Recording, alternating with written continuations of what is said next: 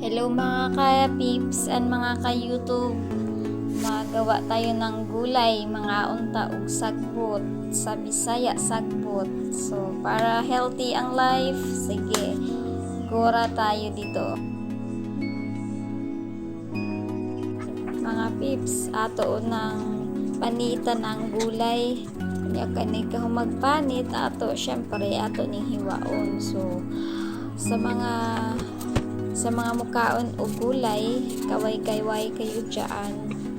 So, halo Bisaya, halo Tagalog ning ato ang language. Mga dali-dalion lang nako og panit ha.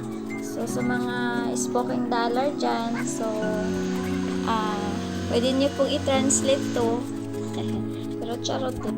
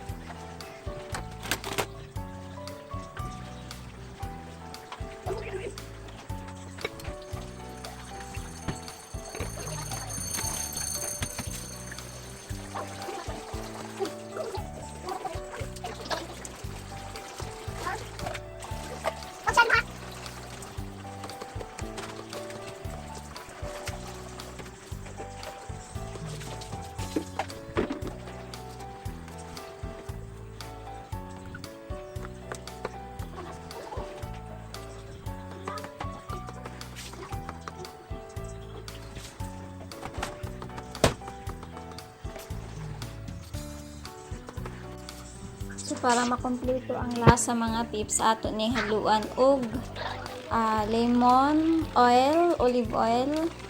So, mag-drop tao. Lagyan lang ng asin. So, Ganyan lang kadali mga pips, paminta durog or black pepper. So tapos asin. So ingana lang ang timpla nato.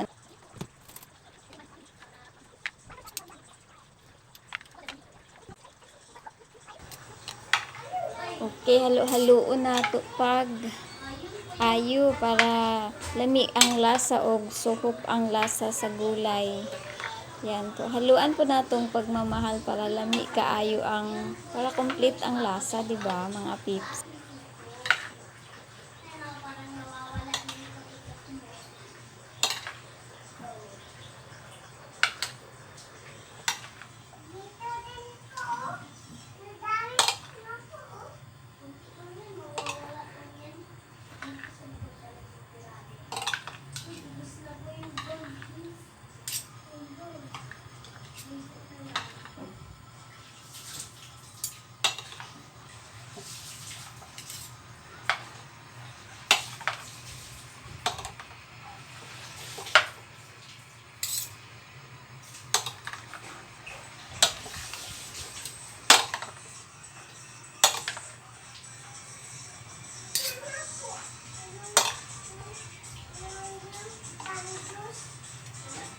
Sa mga disclaimer regarding sa akong gihimo, experiment kaning ahua.